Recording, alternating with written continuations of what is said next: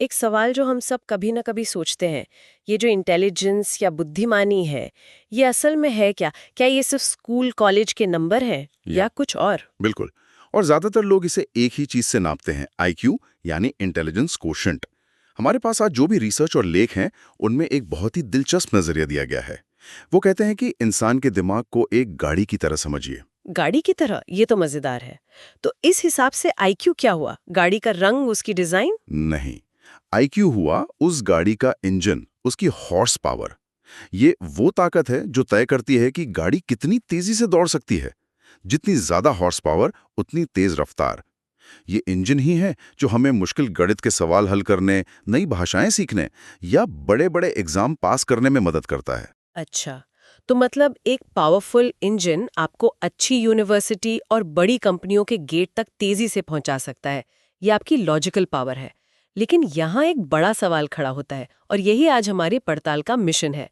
आज हम श्री विजय शास्त्री के अवेकन लर्निंग के दर्शन को आधार बनाकर ये समझेंगे कि क्या जिंदगी की रेस जीतने के लिए सिर्फ एक शक्तिशाली इंजन का होना ही काफी है, या फिर ड्राइवर और स्टीयरिंग व्हील की भी कोई अहमियत है। यही सबसे बड़ा सवाल है। क्या एक फरारी का इंजन एक ऐसी गाड़ी को मंजिल तक पहुंचा सकता है जिसे चलाने वाला कोई ना हो? चलिए इसी की परतों को खोलते हैं। तो शुरुआत एक ऐसे पहलू से करते हैं जिस पर बात करना थोड़ा संवेदनशील हो सकता है। जब हम कहते हैं कि किसी का आईक्यू या इंजन थोड़ा कमजोर है, तो इसका असल में मतलब क्या होता है? उनकी दुनिया हमें कैसी दिखती है? यह समझना बहुत जरूरी है। इन लेखों में साफ बताया गया है कि ऐसे लोग दुनिया को हमसे थोड़ा अलग देखते हैं। उन्हें वो चीजें समझने में मुश्किल हो सकती है जिन्हें हम अमूर्त अवधारणाएं या एब्स्ट्रैक्ट कॉन्सेप्ट्स कहते हैं। जैसे कि कोई उदाहरण दे सकते हैं? जरूर। जैसे मैं आपसे कहूं कुर्सी, तो आपके दिमाग में एक तस्वीर बन जाएगी। आप उसे छू सकते हैं, देख सकते हैं। लेकिन अगर मैं कहूं न्याय या आजादी, तो इसकी कोई एक तस्वीर नहीं है। ये एक विचार है, एक कॉन्सेप्ट है। कमजोर तार्किक क्षमता वाले लोगों को ऐसे विचारों की गहराई पकड़ने में संघर्ष करना पड़ सकता है। उनका सोचना ज्यादा सीधा और ठोस चीजों पर आधारित होता है। तो इसका उनके रोजमर्रा के व्यवहार पर क्या असर पड़ता है? क्या वो चीजें सीख नहीं पाते? नहीं, ऐसा बिल्कुल नहीं है। वो सीखते हैं, लेकिन उनका तरीका अलग होता है। उन्हें शायद थोड़ा ज्यादा समय लगे और वो दोहराव से बेहतर सीखते हैं। इसीलिए वे ऐसे कामों में बहुत माहिर हो सकते हैं जहां एक ही प्रक्रिया को बार बार करना हो, यानी रेपिटेटिव टास्क्स। जहां नियम साफ हों और अचानक कुछ ना बदले, वहां वे बहुत सुरक्षित और कामयाब महसूस करते हैं। सोचिए, किसी असेंबली लाइन पर काम करना या कोई ऐसा हुनर जिसमें हाथ की सफाई चाहिए, वहां उनकी निरंतरता और मेहनत कमाल कर सकती है। यहाँ एक बहुत गंभीर सवाल उठता है जिसका जिक्र हमारे स्रोतों में भी है। क्या कम आईक्यू और अपराध के बीच कोई सीधा रिश्ता है? ये बहुत ही नाजुक बात है। और इन लेखों में इस पर बहुत साफ नजरिया दिया गया है। कम आईक्यू किसी को अपराधी नहीं बनाता। अपराध का लेना देना नैतिकता और नियत से है, दिमाग की रफ्तार से नहीं। असल समस्या कहीं और है। कहाँ है वो समस्या? समस्या है सही और गलत के बीच की बारीक लकीर को ना समझ पाना। सोचिए, एक चालाक इंसान किसी सीधे साधे व्यक्ति के पास जाता है और उसे एक कॉन्ट्रैक्ट साइन करने को कहता है जिसमें बड़े बड़े फायदों का जिक्र है, लेकिन छोटे अक्षरों में बहुत खतरनाक शर्तें लिखी हैं। कमजोर तार्किक क्षमता वाला व्यक्ति शायद उन शर्तों के भविष्य के असर को ना समझ पाए। वो सिर्फ सामने दिख रहे फायदे पर ध्यान देगा। तो मतलब वो धोखेबाजी या मैनिपुलेशन का शिकार आसानी से हो सकते हैं। उन्हें किसी अपराध में भागीदार बनाया जा सकता है, ये बताए बिना कि वो असल में कर क्या रहे हैं। बिल्कुल। चालाक लोग उनके इस भोलेपन का फायदा उठाते हैं।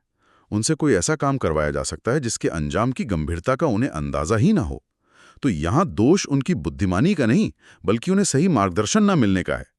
ये वो गाड़ी है जिसका इंजन तो चल रहा है, पर उसे कोई गलत रास्ते पर धकेल रहा है। तो ये तो हुई एक तरफ की कहानी जहां इंजन कमजोर है और उसे कोई भी धक्का दे सकता है। लेकिन हमारे स्रोत एक और भी दिलचस्प सवाल उठाते हैं। क्या होता है जब इंजन एक स्पोर्ट्स कार का हो लेकिन उसे चलाने वाला कोई ना हो? मतलब हाई आईक्यू वाले लोग। समाज तो उन्हें जीनियस मानता है।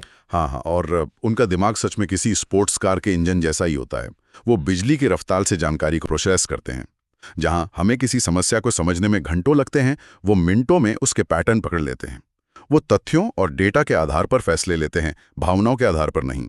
और यही खूबी उन्हें डॉक्टर, इंजीनियर या किसी बड़ी कंपनी का सीईओ बनाती है ना? वो मुश्किल से मुश्किल सिस्टम को समझ सकते हैं और उसे बेहतर बना सकते हैं। सुनने में तो ये एक आदर्श इंसान की तस्वीर लगती है। पेशेवर तौर पर हाँ, उनका दिमाग एक बेहतरीन टूल है। वो चीजों के बीच ऐसे कनेक्शंस देख लेते हैं जो आम इंसान नहीं देख पाता। लेकिन यहाँ एक लेकिन है। क्या एक पावरफुल इंजन इस बात की गारंटी है कि गाड़ी हमेशा सही रास्ते पर ही चलेगी? शायद नहीं। एक तेज रफ्तार गाड़ी अगर गलत दिशा में जाए तो नुकसान भी तो ज्यादा ही करेगी। ठीक यही बात हमारे रिसर्च में सामने आती है। जब हाई आईक्यू वाला कोई व्यक्ति अपराध की दुनिया में कदम रखता है तो वो बहुत ज्यादा खतरनाक हो जाता है। इसे ही व्हाइट कॉलर क्राइम कहते हैं। ये वो अपराध हैं जो पेन और दिमाग से किए जाते हैं, बंदूक से नहीं। मतलब बड़े बड़े घोटाले, शेयर बाजार में हेरा फेरी या कानून की कमियों का फायदा उठाना। बिल्कुल। और यहाँ जो बात सबसे ज्यादा चौंकाती है वो ये है कि ऐसे लोग अक्सर अपने किए को नैतिक रूप से गलत मानते ही नहीं। उनके लिए एक बड़ा वित्तीय घोटाला करना एक शतरंज के खेल जैसा है, एक बौद्धिक चुनौती। लोग और उनके पैसे सिर्फ मोहरे हैं। उनका मकसद उस खेल को जीतना है, ये सोचे बिना कि उन मोहरों का क्या होगा। ये तो बहुत डरावनी बात है। मतलब उनमें सहानुभूति या एम्पैथी की कमी होती है। वो दूसरों के दर्द को महसूस नहीं कर पाते। कई मामलों में हाँ, वो लोगों को इंसानों की तरह नहीं बल्कि डेटा पॉइंट्स की तरह देखते हैं, फाइल में लिखे नंबरों की तरह जिन्हें अपने फायदे के लिए ऊपर नीचे किया जा सकता है। उनका तेज दिमाग उन्हें सिस्टम की हर छोटी बड़ी कमी को ढूंढने में मदद करता है और वो उसी का इस्तेमाल उसे तोड़ने के लिए करते हैं। और क्योंकि वो इतने शातिर होते हैं, वो अक्सर पकड़े भी नहीं जाते। वो कानून के दायरे में रहकर कानून को तोड़ते हैं। तो ये तो साफ हो गया कि सिर्फ इंजन की हॉर्स पावर ही सब कुछ नहीं है। एक तरफ कमजोर इंजन है जिसे कोई भी गलत दिशा में धकेल सकता है, और दूसरी तरफ एक इतना शक्तिशाली इंजन है जो बिना किसी नियंत्रण के तबाही मचा सकता है। बिल्कुल सही। और यहीं पर हमारे स्रोतों का मुख्य संदेश सामने आता है। आईक्यू आपको सिर्फ गति दे सकता है, दिशा नहीं। जीवन की गाड़ी को सही चलाने के लिए एक अच्छा ड्राइवर और एक भरोसेमंद स्टीयरिंग व्हील और ब्रेक भी चाहिए। तो ये ड्राइवर और स्टीयरिंग व्हील क्या है? ड्राइवर है हमारा विवेक, हमारी सही गलत की समझ। और स्टीयरिंग व्हील? ईक्यू यानी इमोशनल कोशेंट, भावनाओं को समझने और उन्हें संभालने की काबिलियत। ईक्यू, इसके बारे में बहुत बातें होती हैं। तो एक हाई आईक्यू वाले व्यक्ति की जिंदगी में ईक्यू की क्या भूमिका है? अगर कोई प्रोफेशनली बहुत सफल है तो क्या उसकी पर्सनल लाइफ में ईक्यू की कमी से फर्क पड़ता है? बहुत ज्यादा। सोचिए, एक शानदार सर्जन है जिसका आईक्यू बहुत हाई है। वो बहुत जटिल ऑपरेशन कर सकता है, लेकिन अगर उसका ईक्यू कम है तो वो अपने मरीजों के डर को नहीं समझ पाएगा, अपने सहकर्मियों की भावनाओं की कदर नहीं करेगा। वो एक बेहतरीन टेक्नीशियन हो सकता है पर एक अच्छा डॉक्टर नहीं। और रिश्तों में? रिश्तों में तो ये और भी जरूरी है। एक हाई आईक्यू और लो ईक्यू वाला इंसान अपने पार्टनर से भी लॉजिक और डेटा की उम्मीद करेगा। वो बहस में जीतने की कोशिश करेगा, ये समझने की नहीं कि सामने वाला क्या महसूस कर रहा है। वो हर भावनात्मक बात का विश्लेषण करने लगेगा, जबकि रिश्ते विश्वास, भावना और एहसास पर चलते हैं।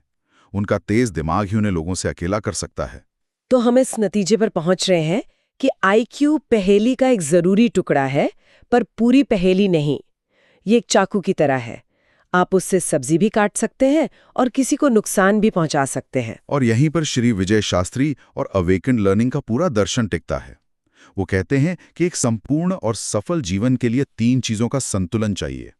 पहला है आईक्यू, हमारी गाड़ी का इंजन जो हमें रफ्तार देता है। दूसरा हुआ ईक्यू, जो हमारा स्टीयरिंग व्हील है। ये हमें बताता है कि कब गाड़ी धीमी करनी है, कब मोड़ना है और दूसरों का ध्यान रखते हुए कैसे चलाना है। और तीसरा, जो शायद सबसे अहम है, वो है एसक्यू यानी स्पिरिचुअल कोशेंट। स्पिरिचुअल कोशेंट, इसका मतलब पूजा पाठ या धर्म से है क्या? नहीं, यहां इसका मतलब उससे कहीं ज्यादा गहरा है। एसक्यू हमारे जीवन का नैतिक कंपास या जीपीएस है। ये वो चीज है जो हमें क्यों का जवाब देती है। हम जो कर रहे हैं वो क्यों कर रहे हैं, हमारे जीवन का बड़ा मकसद क्या है। ये हमें बताता है कि जाना कहाँ है, हमारी मंजिल क्या है। अच्छा, तो इंजन आईक्यू हमें रफ्तार देता है, स्टीयरिंग व्हील ईक्यू हमें सफर में सुरक्षित रखता है और कंपास एसक्यू हमें सही मंजिल बताता है। अगर इनमें से एक भी चीज गायब हो तो गाड़ी का सफर अधूरा है। बिल्कुल। आप एक बहुत पावरफुल इंजन लेकर भी गोल गोल घूमते रह सकते हैं अगर आपको पता ही नहीं कि जाना कहाँ है। या आप बहुत तेज रफ्तार में जाकर कहीं टकरा सकते हैं अगर आपके पास अच्छे ब्रेक और स्टीयरिंग नहीं है। सच्ची सफलता और संतुष्टि तभी मिलती है जब ये तीनों साथ मिलकर काम करते हैं। तो इसका मतलब ये हुआ कि हमें सिर्फ एक तेज दिमाग वाली मशीन बनने की कोशिश नहीं करनी चाहिए, बल्कि एक संपूर्ण और संतुलित इंसान बनना चाहिए।